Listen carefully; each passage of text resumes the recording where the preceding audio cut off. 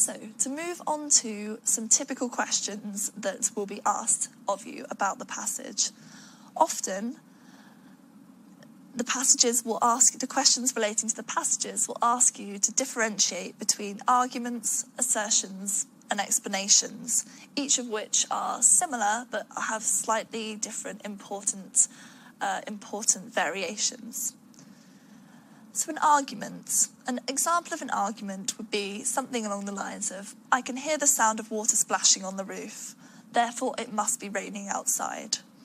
The key bit that makes that an argument is that it's an attempt to persuade.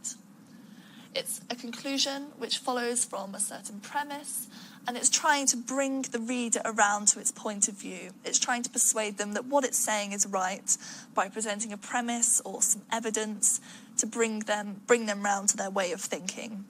Crucially, it is an attempt to persuade. An assertion would be quite different. An assertion, for example, would be, it is raining outside. Now, you'll see here there is no attempt to persuade. It's presented as a statement of fact of just the mere existence of rain. There is no argument behind it, and there's no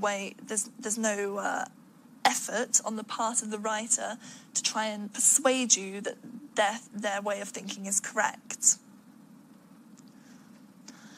Finally, an explanation, again, it's very similar to an argument, but is slightly different. So to use this kind of similar sort of example, an explanation may well be, it is raining outside because the warm air in the atmosphere has cooled and condensation has occurred.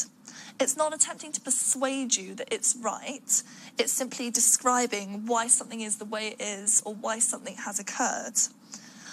So often an explanation can look like an argument in the sense that it's kind of giving reasons for its position, but the crucial difference is it attempting to persuade you?